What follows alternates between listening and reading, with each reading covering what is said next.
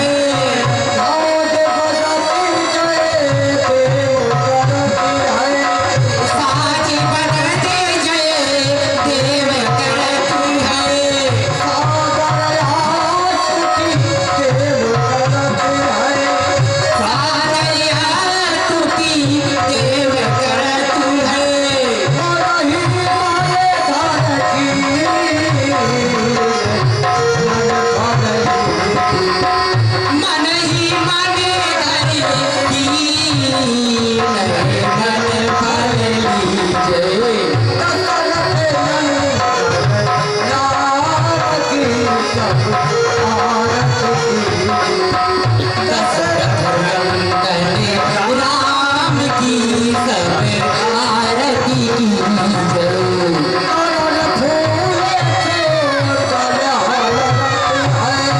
चरण फूले कुंडल हर तू है,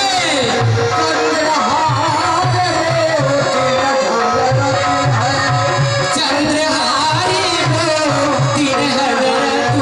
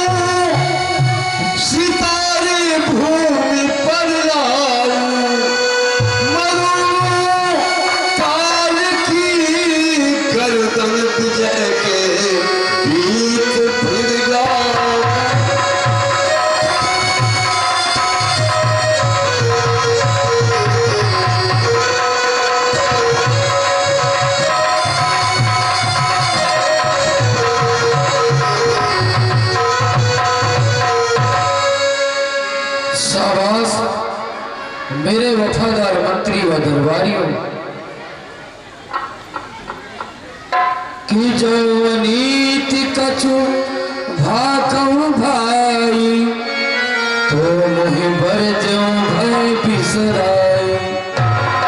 यदि मैं कोई अनीति वाली बात कहूं तो मैं एक राजा हूं, इस बात को भूलकर मुझे रोक देना। कि सुनहु सकल पुरजन्म बानी कहु न कछु ममता ये जो मैं बात कहने जा रहा हूं इसमें किसी प्रकार से मेरी कोई ममता नहीं है। बड़े भाग्य मानुष तन पावा सुर दुर्लभ सदग्रंथ न गावा। बड़े भाग्य से ये मनुष्य का तन मिला है, अच्छे सदग्रंथों ने इसका गायन किया और क्या कहा है कि साधन धाम मोच कर द्वारा पाई न जही परलोक सवारा। इसे साधनों का धाम और मोक्ष का द्वार भी कहते हैं। इसको पाकर भी अपने परलोक को नहीं सुधारा। सो परत्र दुख पावहि सिर धुन धुन पतिताय काल ही कर्म ही ईश्वर मिथ्या दोष लगाए। वही संसार में अनेकों प्रकार के कष्ट पाते हैं, सिर धुन धुन कर पछताते हैं, काल कर्म ईश्वर पर मिथ्या ही दोष लगाते हैं।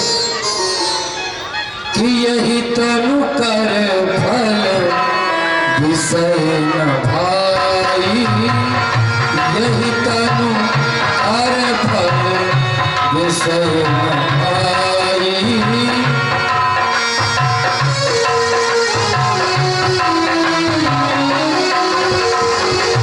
यही तनु कर फल विषय न भाई, यही तनु कर फल विषय न भाई। स्वर्ग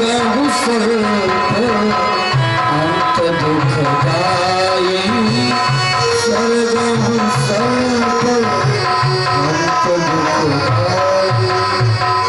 इस मनुष्य का मतलब ये नहीं कि हम विषयों में संलग्न है, इसमें थोड़ा सा सुख है, बाद में अनेकों प्रकार के कष्ट उठाने पड़ेंगे।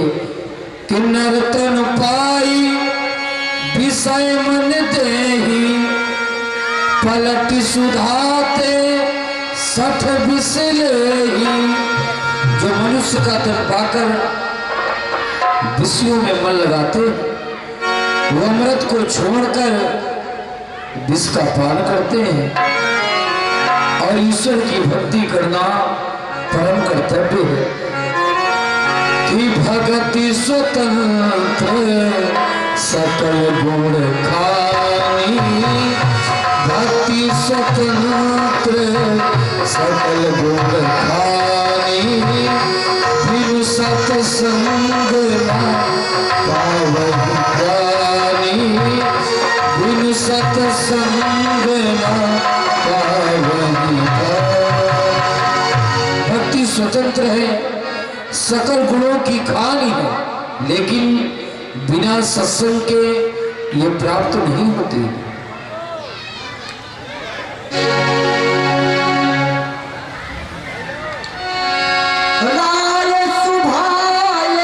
क्षमा करना, परंतु मैं आपसे कुछ जानना चाहता हूँ। अभी तक आप बड़े प्रसन्न थे, राज्य की चर्चा कर रहे थे, सेवक सचिवों का हाल पूछ रहे थे, परंतु आपने अचानक दर्पण देखा और आपका मुखमंडल मलिन हो गया। कौन सा कारण है महाराज? तो देख रहा हूं कान के पास कुछ बाल सफेद हो गए। ये हमें चेतावनी दे रहे दशरथ तो वृद्ध हो रहा है, और ये हमारा जो राज मुकुट है पृथ्वी से मैं सीधा करता हूँ, पर एक तरफ झुक जाया करता है। रात्रि में ध्रुव तारा स्पष्ट रूप से दिखाई नहीं देता। ये सब बुढ़ापे के लक्षण है कि देखो आता है ग्रीष्म काल, सुंदर बसंत ऋतु जाती है कि तरुणाई पर पड़ रही ऐसी अब प्राची अवस्था आती है।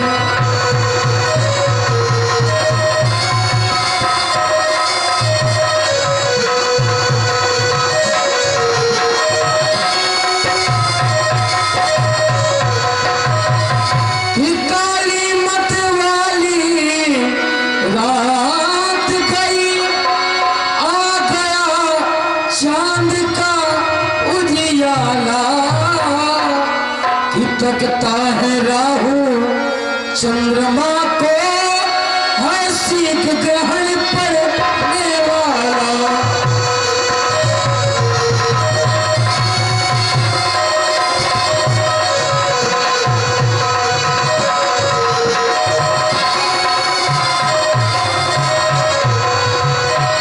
परसों गर्जा युद्धस्थल में, परसों शिकार में लगन रहा कि परसों तक दे खाए राजकाज, परसों महलों में मगन रहा।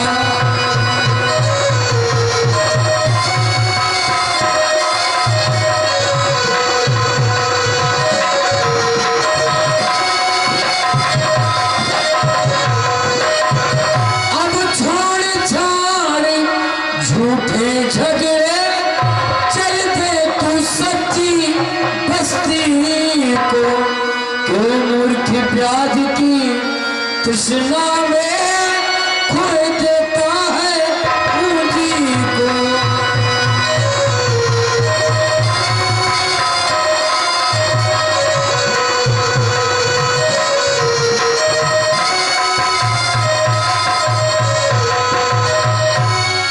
महामंत्री हर सुख पाता रहा जो जीवन में, उसे एक दिना दुख पाना पड़ा।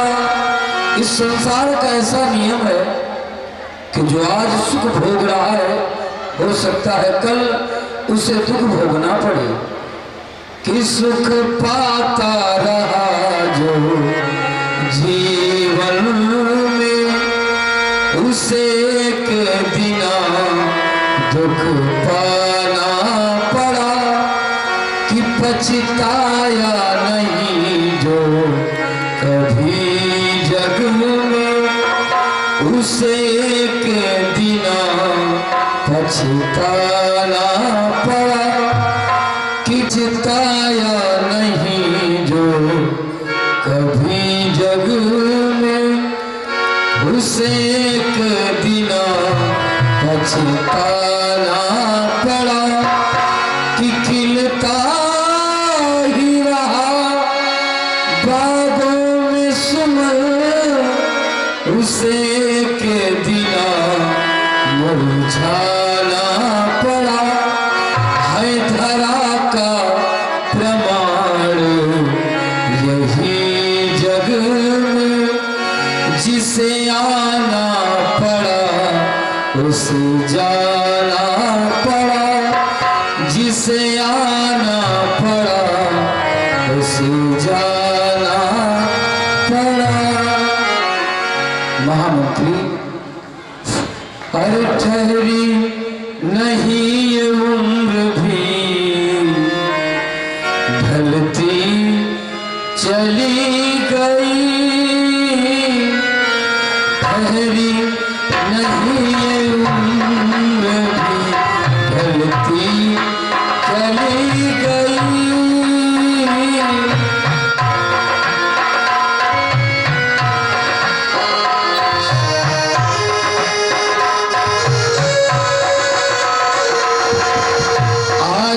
पुरानी लीक पे, आदत पुरानी लीक पे ढलती चली गई, आदत पुरानी लीक पे ढलती चली गई।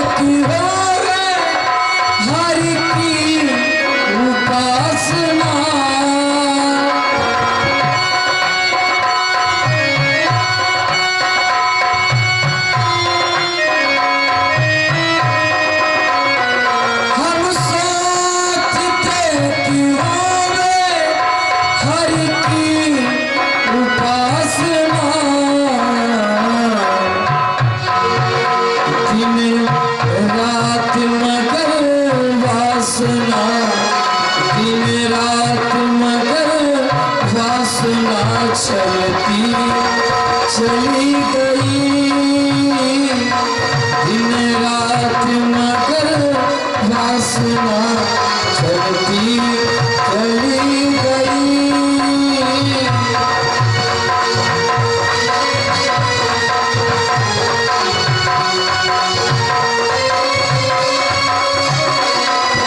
आदत पुरानी लीक पे ढलती चली गई, ठहरी नहीं भी ढलती चली गई।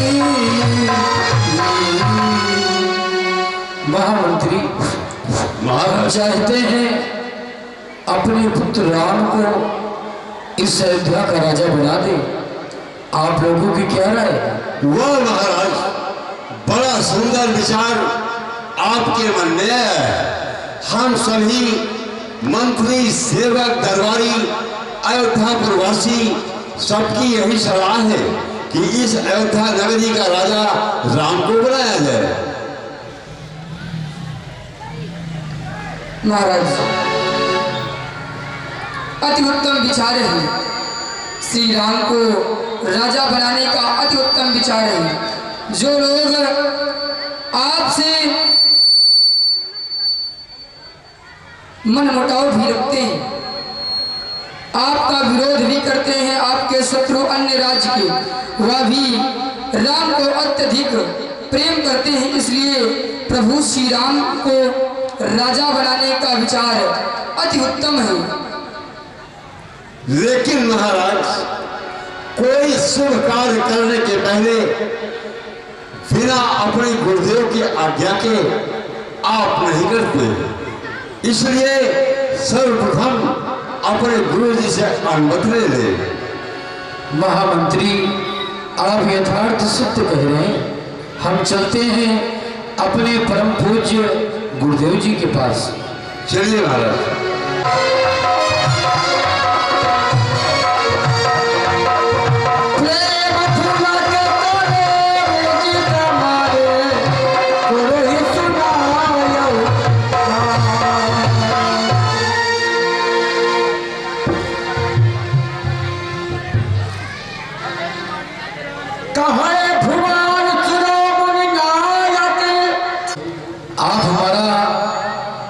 स्वीकार करें।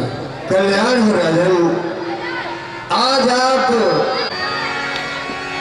अरे राजा बनेंगे श्री राम, गुरु जी मोहे आय सुदीजय।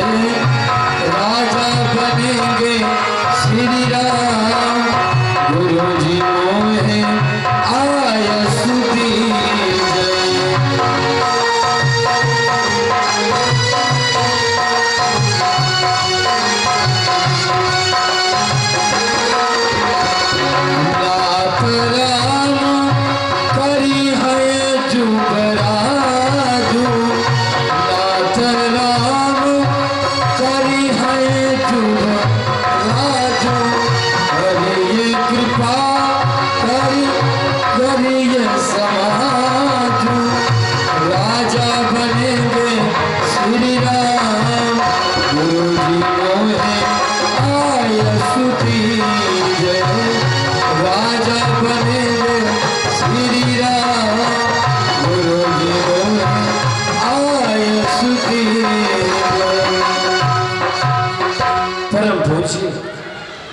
हम अपने ज्येष्ठ पुत्र राम को इस अयोध्या का राजा बनाना चाहते हैं।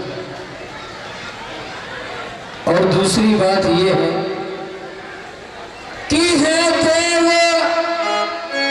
उतरता जाता है, ये अपना प्रेत जवानी का कि देखिए सूखता जाता है, ये अपना खेत जवानी का।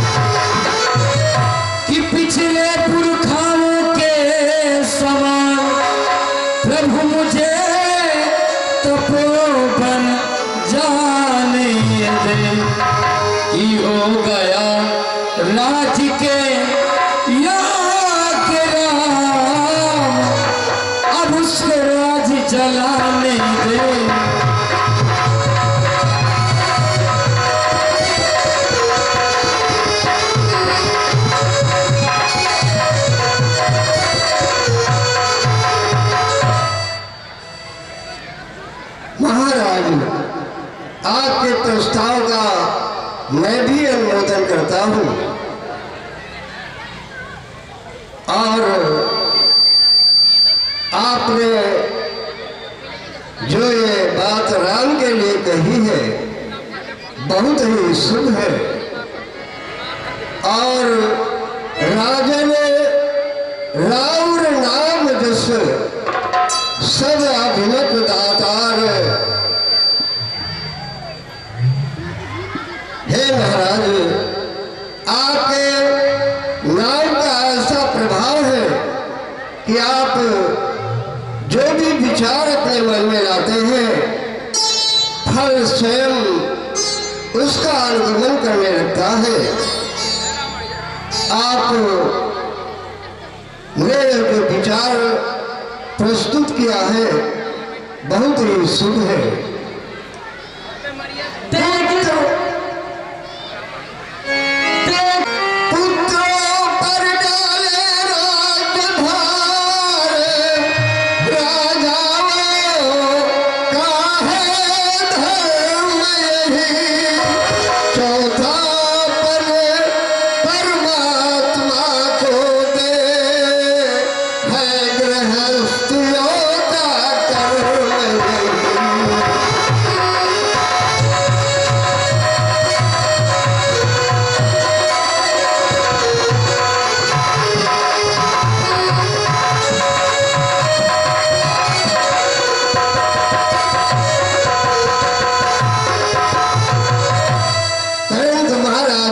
आपकी जो दूसरी बात है, पुरखाओं की तरह वन जाने के लिए आपको कोई आवश्यकता नहीं है, क्योंकि पुत्र रूप में जो राम मिला है अखिल ब्रह्मांड नायक है और वो स्वयं आपके घर में ही आया हुआ है।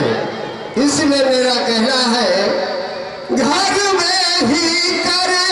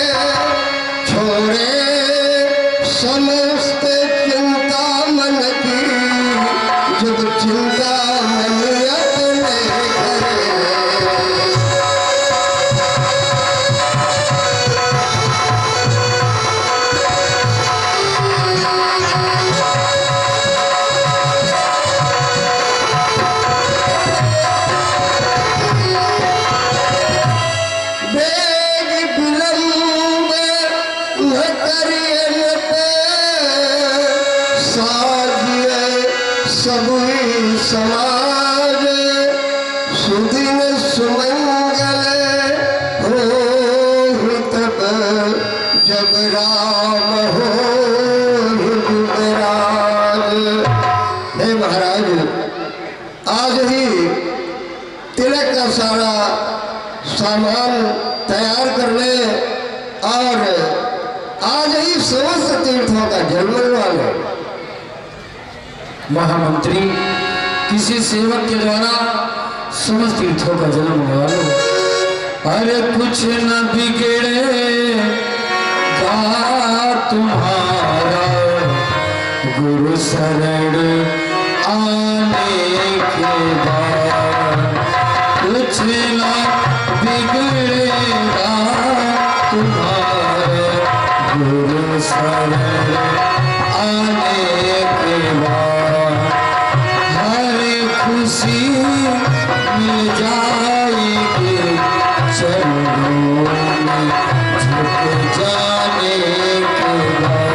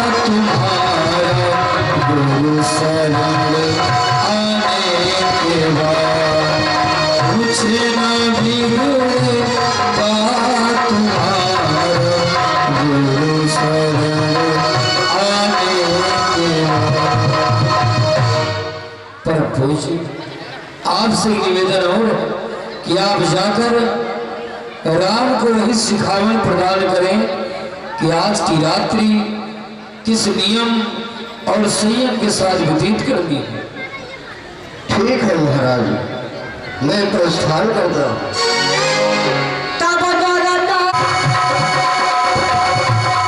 गुरुदेव के चरणों में इस सेवक का प्रणाम स्वीकार हो। सेवक तुम्हारा कल्याण हो। तुम अभी राम के पास जाओ और उनसे कहो गुरुदेव स्वामी अभी मिलना चाहते। ठीक है, आप किसी प्रकार की चिंता न करिए, मैं अभी जाता हूँ और आपके आगमन का संदेश प्रभु तक पहुँचाता हूँ।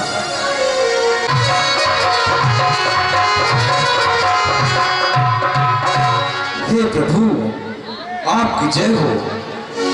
आपके गुरुदेव स्वामी आपसे मिलना चाहते हैं, कहिए कौन सी आज्ञा है। हे सेवक, वो आई मेरी यहाँ, धन्य हमारी भाग, चलो उन्हें लाए यहाँ सहित प्रेम अनुराग।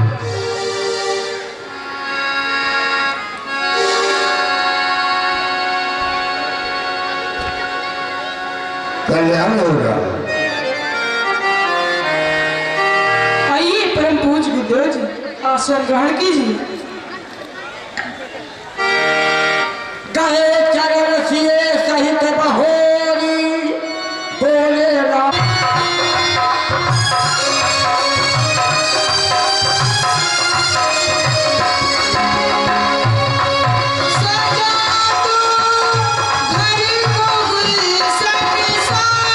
मेरी गुरु देव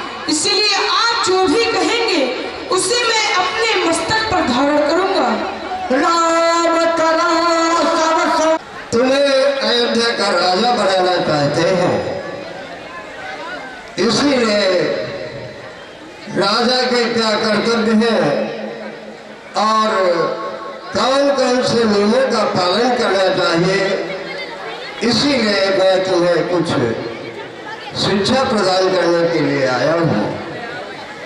ध्यान से सुनो। तुम्हें आज से ही ब्रह्मचर्य व्रत का पालन करना है और भूमि पर कुशा बिछा करके उसी पर शयन करना है और दिन में केवल एक समय ही भोजन करना है और प्रजा का पालन पुत्र के समान बिना भेदभाव के करना है। किसी के साथ ऊंच नीच का भेदभाव नहीं रखना है। तुम सच्चे बनो कर्मयोगी, निष्काम करो कर्तव्य सदा, निज ज्ञानानल में भस्म करो भूतव्य और भवतव्य सदा।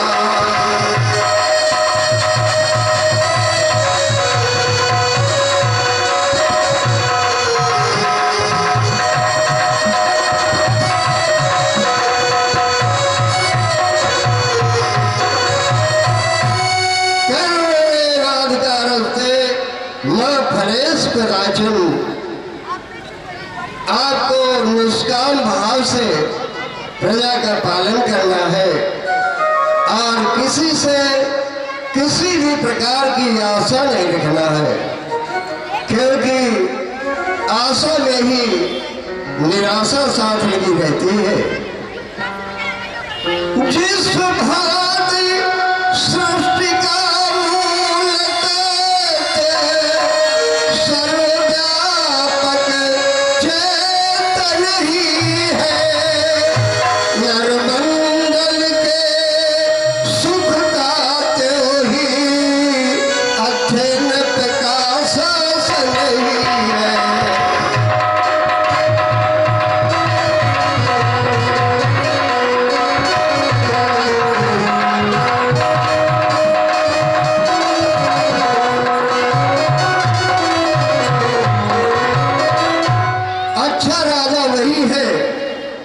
जिसके राज्य में प्रजा सुखी हो, सब तरह से किसी प्रकार का भी कष्ट न मिले।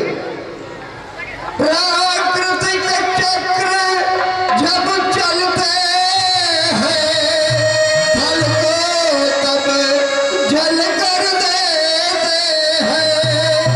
राजाओं के भी सिर फिरते तो उथल पुथल कर देते हैं।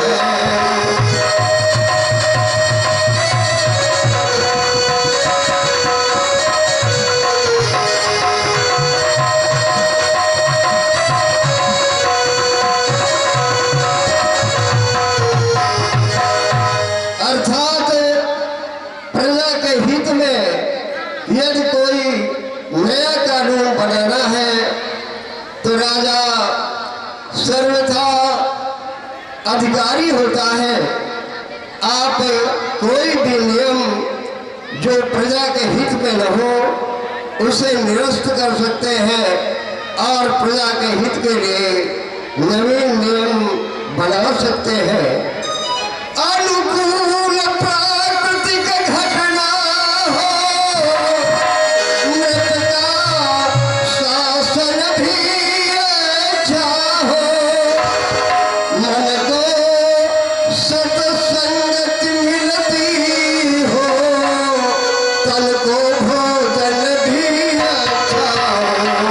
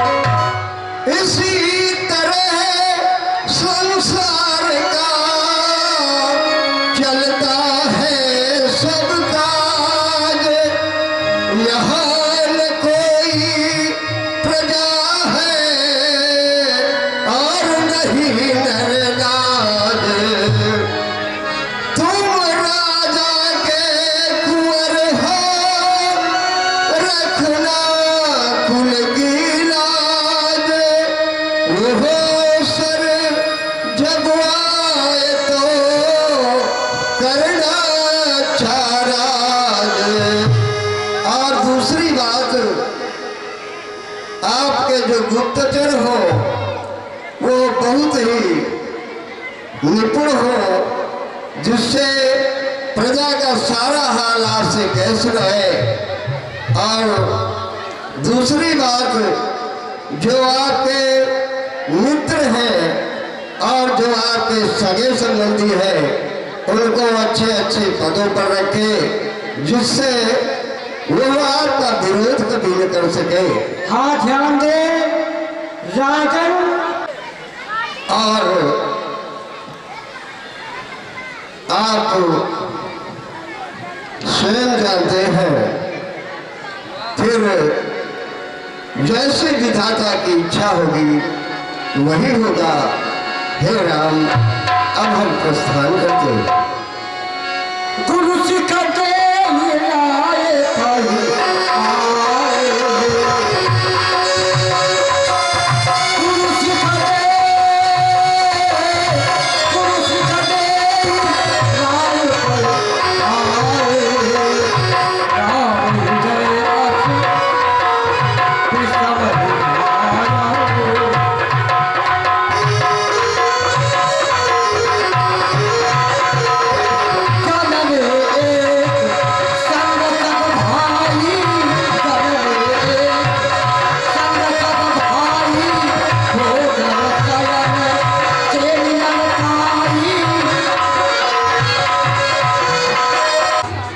नामकरण दीक्षा शिक्षा एक साथ, परंतु विवाह संस्कार एक साथ, यज्ञ पवित्र एक साथ, परंतु उन तीनों भाइयों को छोड़कर पिताजी हमें क्यों राजा बनाना चाहते हैं, चलकर देखना चाहिए।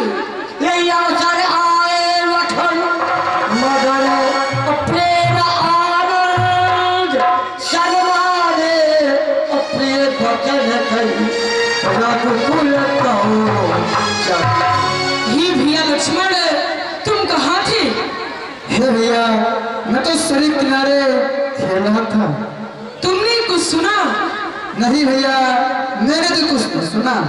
पिताजी हमें राजा बनाना चाहते हैं, इसमें तुम्हारी क्या राय? हे भैया, ये तो बहुत अच्छी बात है।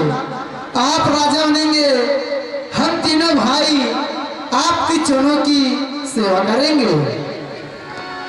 रावण के कारागार में अत्यंत कष्ट पा रहे हैं। हमें नहीं समझ में आ रहा है कि इस अत्याचारी रावण से हम सभी देवताओं को मुक्ति किस प्रकार मिलेगी। अगर अयोध्या के राजा श्री रामचंद्र जी बन गए तो हम लोग क्या इसी प्रकार इस कारागार में पड़े पड़े रावण के अत्याचारों को सहन करना पड़ेगा। कहिए देवता बृहस्पति जी, आप ही बताएं, क्या हम 33 कोटि देवता इसी प्रकार रावण के अत्याचारों को सहन करते रहेंगे या इससे कभी मुक्ति भी मिलेगी? हे देवराज, सत्य कह रहे हो। यदि प्रभु श्री रामचंद्र जी अयोध्या के राजा बन जाएंगे तो अपने राज्य के कार्य में लग्न हो जाएंगी। भला वो लंका जाकर रावण को क्यों मारेंगे? अपने राज्य के कार्यभार को संभालने लगेंगी, अपने राज्य को चलाने लगेंगे। इसलिए कोई ऐसा उपाय करना चाहिए जिससे श्री राम राजा ना बनने पाए। ऐसा कार्य किसके द्वारा हो सकता है? हाँ, ध्यान आया। माता सरस्वती, माता सरस्वती इसमें हम लोगों की सहायता कर सकती हैं, क्योंकि बात केवल देवताओं की होती तो माता सरस्वती टाल देती, परंतु बात देवता और मनुष्य, मुनि, नाग, किन्नर सभी की है, तीनों लोगों की है। क्योंकि रावण के अत्याचार से हम केवल देवता ही नहीं परेशान हैं, अपितु समस्त जीव जंतु भी परेशान हैं। रावण का एक छत्र राज प्रारंभ हो चुका है। यदि इस समय प्रभु श्री रामचंद्र जी राजा बन गए तो रावण का अत्याचार इसी प्रकार से बढ़ता रहेगा। इसलिए प्रभु श्री रामचंद्र जी राजा ना बनने पाए, इसलिए माता सरस्वती का आह्वान करना चाहिए, वही कुछ सहायता कर सकती है। तो देवता बृहस्पति आओ, हम सभी देव समुदाय मिलकर माता सरस्वती का आवाहन करते हैं। अवश्य देवराजेंद्र आओ। हे मां सरस्वती, हे मां सरस्वती, हमारी विनय को स्वीकार करो।